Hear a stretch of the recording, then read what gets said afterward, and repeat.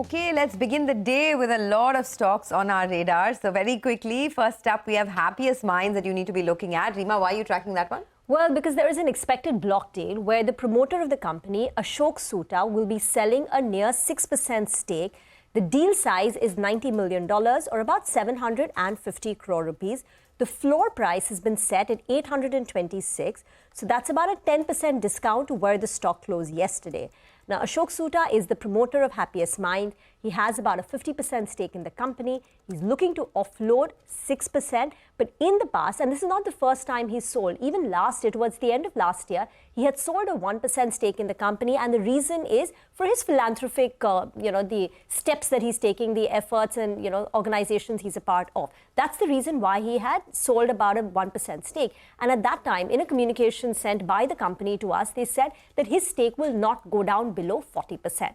With this 50 minus 6, he comes down to about 44%. So we'll wait by and see. There will be a lock-in period, but today that overhang of a large 6% stake could be on Happiest Mind.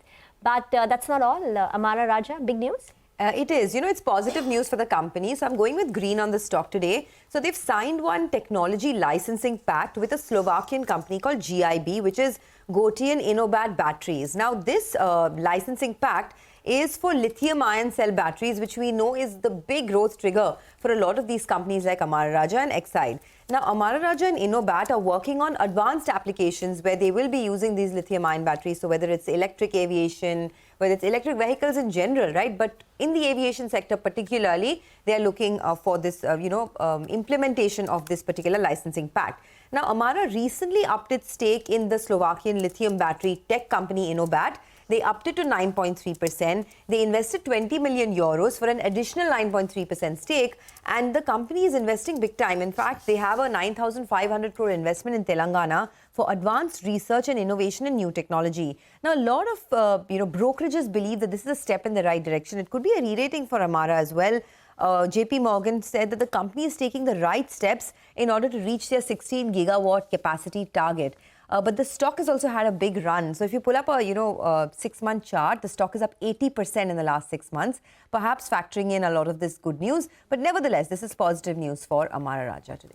All right, that's going to be, battery charged, right? Exide was the big one. Amara Raja catching up now. Well, there's more. Allcargo, Gati, and AU Small Finance Bank, and also RBL Bank should be in focus. A lot of names there. Abhishek is here to tell us why. Abhishek, morning. Morning. So, Allcargo Gati Limited, they have launched a QIP.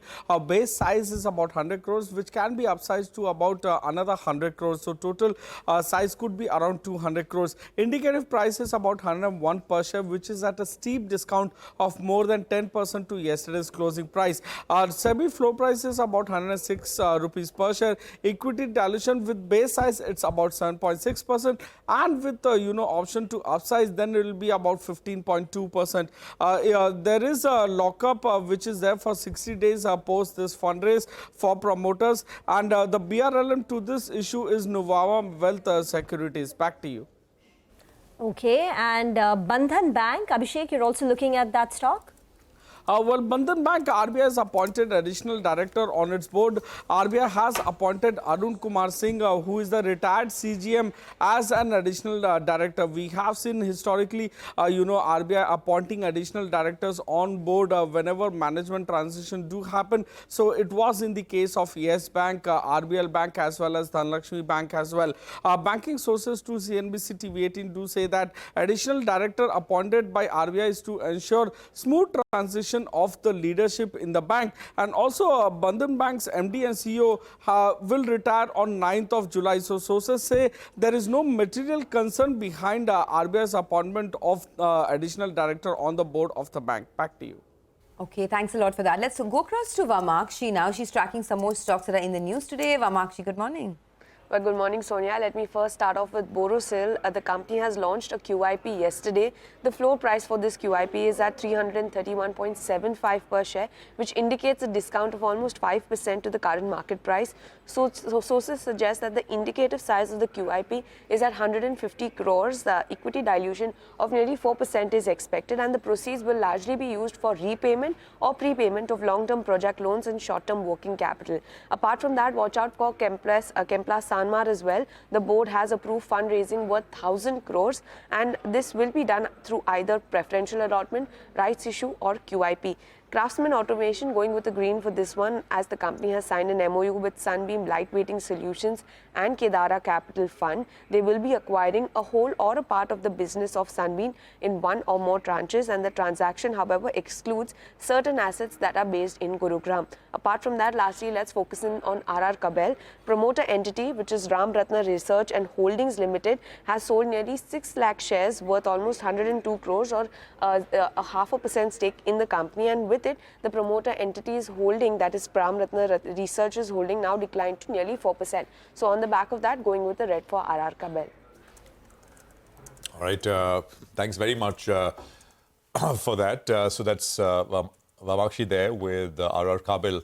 AU Small Finance Bank and RBL Bank, as I said, should also be in focus. Abhishek is here, back with us. Abhishek. Well, Prashant, AU Small Finance Bank will hold a board meeting on 27th of June. This is to take approval from the board with respect to fundraise that they intend to do. So it would be via equity preference and also issue of debt,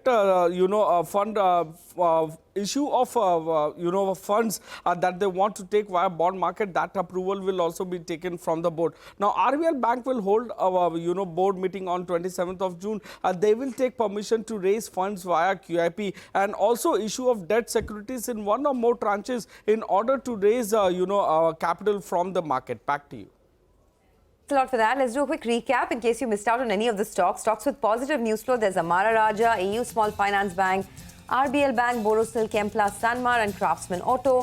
While stocks with negative news flow, Happiest Minds, Tech, Allcargo, Gati, Bandhan Bank and RR Kabel. But let's also find out what's happening in the world of commodities. Manisha Gupta is joining in this morning to help us, to actually fill us in on all of that information. Manisha, hi, morning. Morning, Sonia. Thank you for that. Well, I'll start with the crude oil prices, which have continued to gain. And with this, now we are standing at a monthly gain of 6% for the month of June. Well, the strength in US dollar has continued to wave, but we have seen the US physical demand pick up and the inventories there decline.